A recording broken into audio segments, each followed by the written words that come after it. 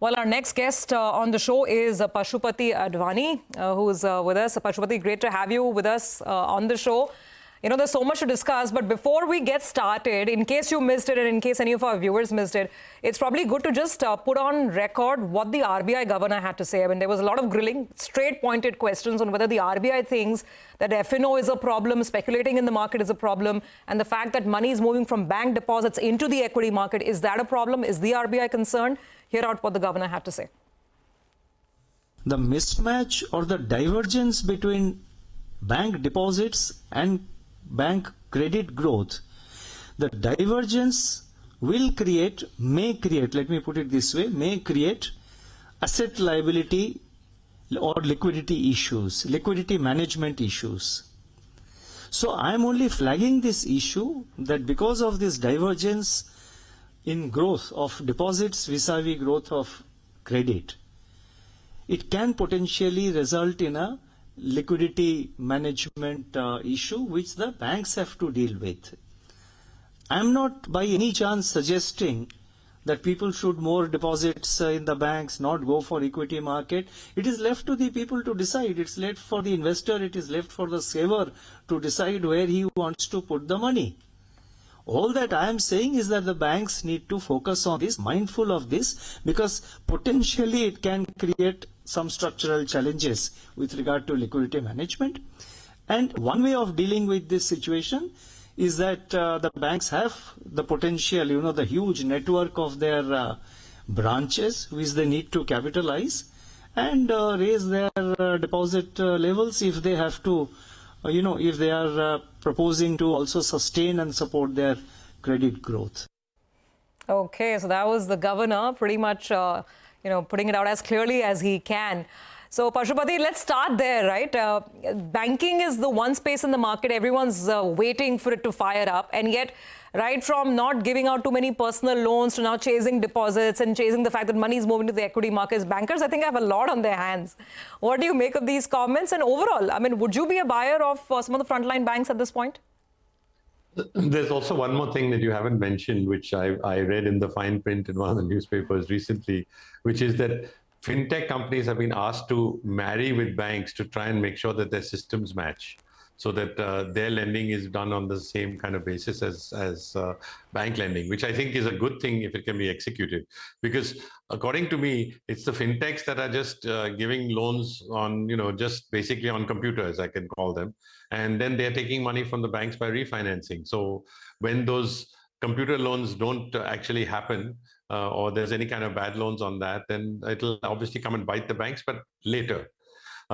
Definitely, banking sector is a proxy for growth in India. And since we all feel that growth is going to go up, the banks are a place to be. The frontline private banks are doing extremely well now again.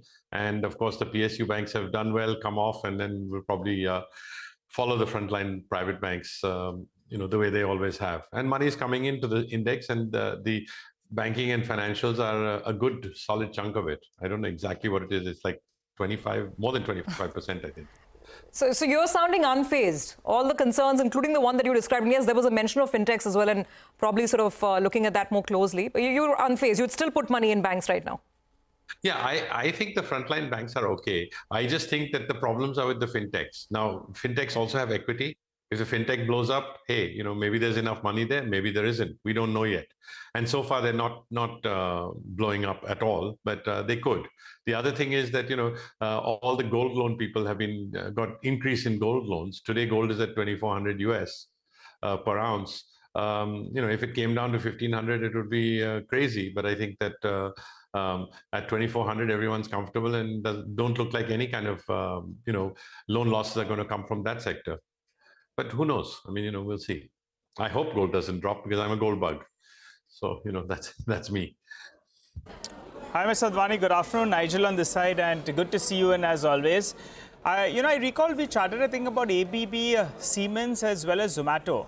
I think you had some positions in those. And if I'm not mistaken, you were deliberating whether or not you should be building onto those positions. What's the view right now? They have done very well. Well, actually, the ABB, Siemens, that sector is very good simply because the government is spending and the government is continuing to spend more and more in infrastructure. And these are the guys who are the top line foreign people who are benefiting from it. They don't really have too many Indian competitors.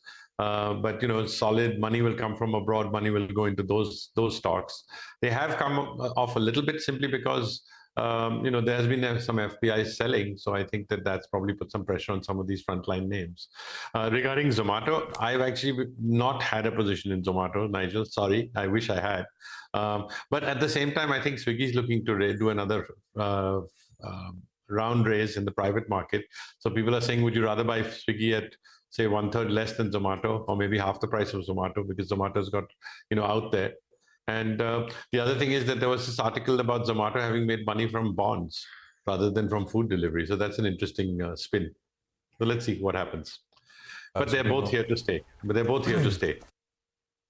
The point that you were making, Surabhi, about banks, right? I mean, flows going into stock markets and not bank deposits. If you talk to mutual fund managers, right, they'll tell you that anything you buy or sell, money is going back into the banking system. Ultimately, if I'm buying the stock, the seller. But there is a catch there, which they don't. The catch is the money actually goes to your current account, which is linked to your, whatever demat account or trading account, etc. Right. But the problem is slightly longer tenure deposits, FDs and term deposits, and those are the ones which are actually suffering. So. The point is correct, but there is also that nuance depending on which side of the fence you are at. But I think we've heard it from pretty much everyone. I think the SEBI chief has spoken about it. Finance minister is, I don't know if she's alluded to this one, but of course now we've heard it from the RBI governor as well. So there's, I think, a fair bit of focus on this. 150 points lower right now. 24,150 is where we are at. And it's looking a little down, but not out really. Just a quick word on Pashupati, hi, afternoon.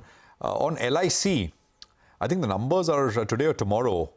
Stocks at about 1140-ish.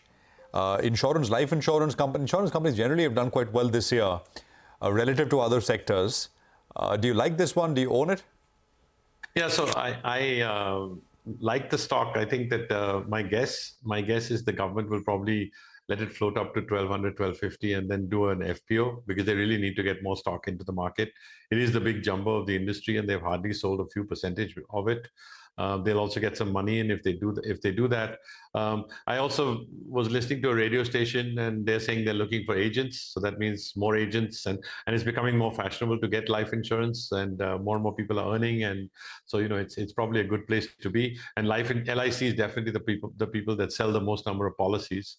Plus, I guess they secretly advertise on your channel as well. We keep seeing flashes of LIC whenever we look at the screen. But anyway, sorry, go ahead. No, Pashupati, I'm just saying that I'm glad you also mentioned TV, because I haven't heard that in a while, that you were listening to a radio station and that's where you picked up the ad. So, on a side note, but you're saying you also saw it on television. But interesting, at least someone listens to the radio now. Go ahead. No, radio is for calling for agents, okay? TV is the LIC selling. They're even advertising on your channel. So you're getting a fat check from them, I'm sure. So they're taking banners and stuff, so that's good. But I think the government will do an FPO in LIC. I don't know whether it'll happen at 1,250 or 1,300, and then they'll give the public at 6 to 10% discount, and more people will be buying into the long-term story of insurance in India, which I think would be a good thing. Pashupati, what about Ola? Ola electric list tomorrow. Did you participate did you subscribe? No? No, actually, I'm a great believer that you let an IPO come.